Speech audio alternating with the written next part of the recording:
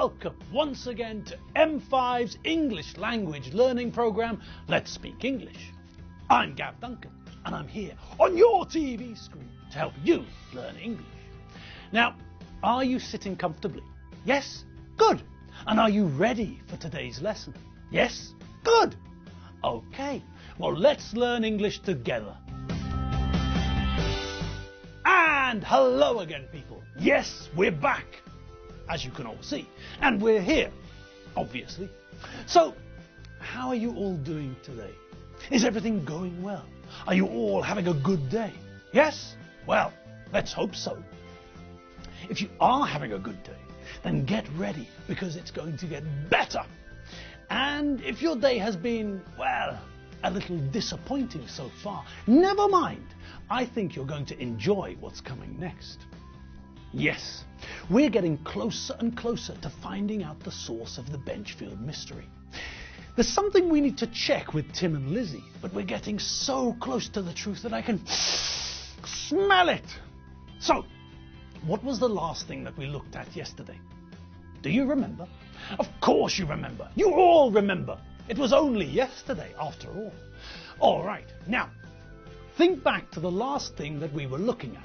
It was the strange, informal use of the word grass, wasn't it? Now, we all know what grass is, don't we? Yes, of course we do. It's the green stuff we find in the garden. It's the reason that people developed the lawnmower. All right, so, as we can see in that photo, I too cut the grass. Now, as you heard just then, there are two ways to describe what I'm doing in that photo. As we know, we can say to mow a lawn. A lawn is the name we give to a nice piece of grass, grass which is short and well looked after. And that's the problem. The grass in our garden doesn't really qualify as a lawn. A lawn is something perfect that you see in films, something like this. Now, as you can see, that doesn't look like the grass I'm cutting. So now we get the other way of saying it. We say that I cut the grass. It's the same idea, exactly the same idea. And the machine that we use, that machine, it's only got one name. It's a lawnmower. But there are two ways of talking about what we're doing. Perhaps some people out there have got areas of grass around their garden which are as smooth as a snooker table, with perfect grass and no weeds.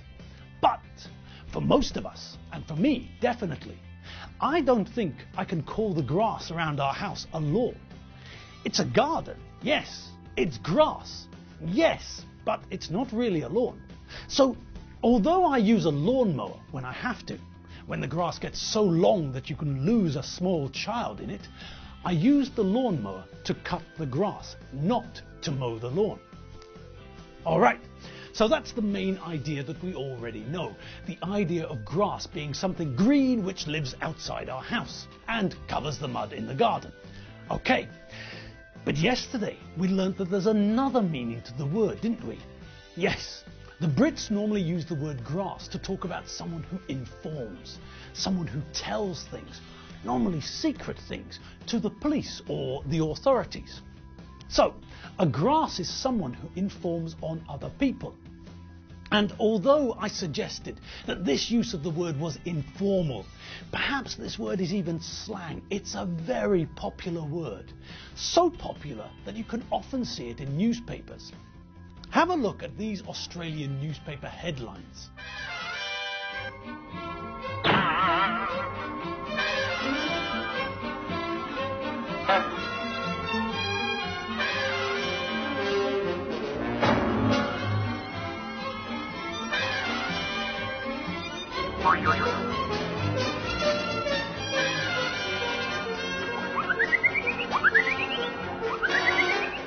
So, as you can see, this is a word which is now used all over the English-speaking world.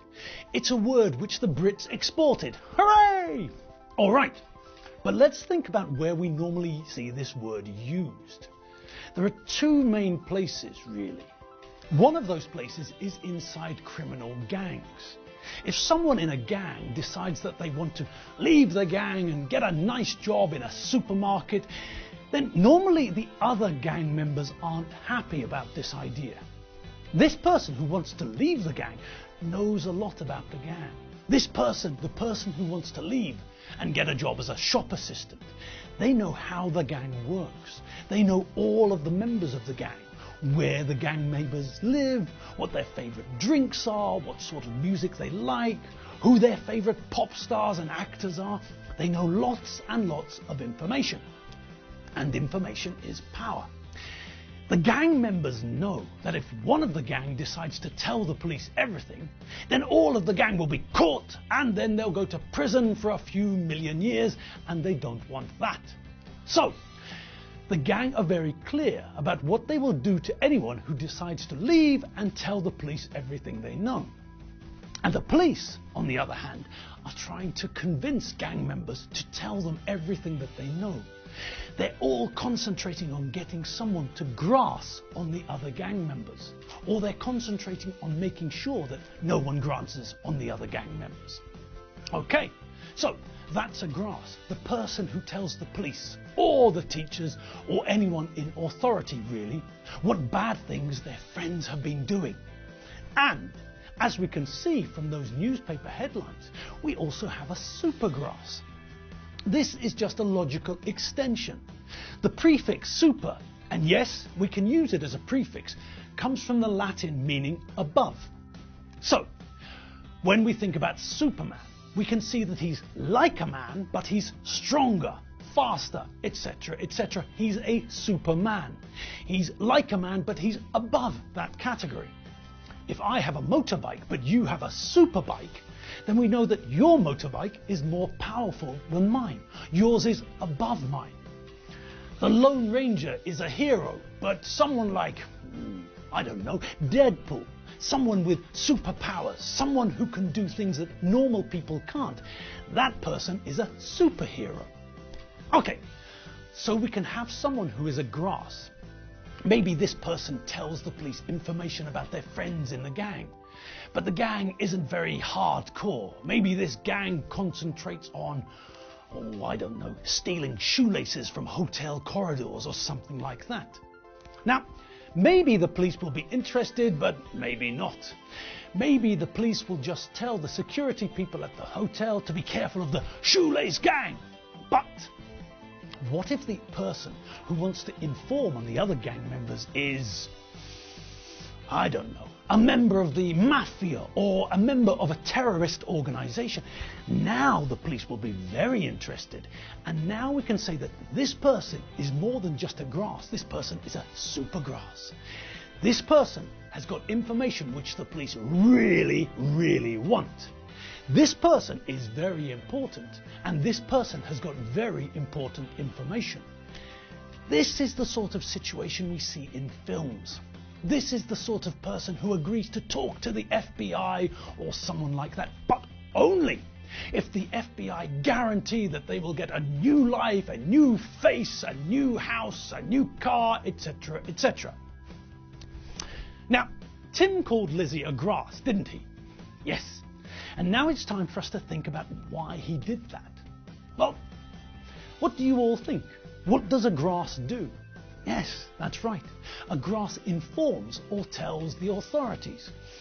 The police, the CIA, the FBI, your mum and dad, the teachers at school, anyone who is in authority, anyone who is in a position of power, anyone who has power or control over others can be an authority. Okay, so this information, the fact that Tim said that Lizzie was meddling, that she was sticking her oar in where it wasn't wanted, the fact that he called her a grass, all of this information tells us something, doesn't it? Yes, that's right, Sherlock. This tells us that Tim is angry with Lizzie for telling on him. Tim is upset because Lizzie informed on him. She grassed him up. She grassed on him. She told the authorities. She squealed. All right, so we know that much, and it was pretty obvious, wasn't it? Tim was angry and told everyone why he was angry. When the others were congratulating Lizzie, Tim refused to congratulate her. And Lizzie commented on this, didn't she? She told her dad that Tim didn't want to speak to her, and he definitely didn't want to congratulate her. Alright, so we've got a little bit closer to the source of the mystery. We know for sure now that the key to understanding the mystery is what's happening between Lizzie and Tim. We can be certain, we can be sure that the key to the mystery lies with Lizzie and Tim. Now, let's see how they're all getting on. Alright, now, what is going on? Honestly, I thought that I understood what was happening, but now, well, I'm starting to get confused again. Lizzie, why did you say that your brother didn't want to speak to you? Well, Dad, you heard what he said, didn't you? Well, no, not really. I mean, he was muttering away, but it was incomprehensible. It was like listening to someone speaking underwater. But you heard what he said, didn't you, Dave? Yes, Lizzie, I heard what he said, and it wasn't very complimentary. Dave! For the love of all things holy, please tell me what's going on. I'm starting to feel like I'm never going to get home. I'm going to spend the rest of my life stinking of cheese here in the supermarket. All right, Alfredo, calm down. Just calm down. The reason that Tim doesn't want to congratulate Lizzie is connected to everything that's happened here. It's connected to the mad dance that Tim did in the aisle. It's connected to the fact that Tim suddenly vanished from the checkouts and threw himself on the floor, screaming that his brain was exploding. He did that for a reason. Yes, obviously, we all do things for a reason, don't we? Yes, but there's a question we have to ask ourselves, isn't there? Is there? Yes, there is. Yes, sorry, Dave, but you're starting to lose me again. What question is it that we have to ask ourselves? Well, the question is twofold. Firstly, we have to ask ourselves why Tim suddenly started flopping about on the floor, screaming that his brain was exploding. And secondly, we have to ask ourselves why he did it, where he did it. Yes, well, it's still not that clear, Dave. Actually, it is pretty clear, Dad. If you think about what Tim called Lizzie, yes, dear boy, but as I mentioned a little while ago, I didn't hear what he said. Why? Did you? Yes, I think everyone heard. Well, everyone except you, Dad. Okay, well, in that case, can someone please tell me what I missed? You all seem to have far more information than I do. Dave, is it okay for me to tell Dad? Yes, John. I don't think it's a problem, unless you want me to do it. No, I'll tell him. I don't have a problem with telling him. I just thought it might not be correct police protocol. You don't have to worry about that, John. Go ahead. Tell your father what he needs to know. Yes, John, for God's sake, spit it out. I would like to go home. Oh, yeah, right. John, keep your mouth shut if you know what's good for you. Tim, threatening your brother is a very bad idea, especially now that I'm standing here, and especially after what you got mixed up in today. It's probably best if you keep quiet. Button your lips, son. At the moment, the less you say, the better. Open your mouth and start threatening people, and it'll only get worse. Good God, this is turning into a gangster film. Tim, button your lip, like a good boy, for once. And John, please spit it out. What was it that he said? Well, he called Lizzie some names, and he said that she was doing certain things.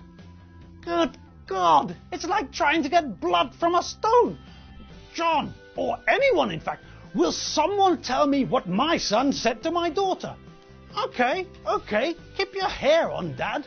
Blimey. Well, Tim said that Lizzie was sticking her oar in, and he said that she was meddling in other people's business. And he said that she was poking her nose in, and he called her a do-gooder and a grass. He called her a what? Well, he called her a few things. Can you be more specific, Dad? What was the last thing that you said? Oh, grass? Yes, he called her a grass. He what? He called her a what? And on that note, that cliffhanger, I'm afraid it's time for us to part. But don't worry, We'll be back tomorrow before you know it. And now things are really heating up, aren't they? Now we're getting really close to the source of the mystery. All right, people, you all know the drill. Have fun, wrap a smile around your face, and remember to keep drinking coffee. I'll see you all tomorrow. See you later. Bye.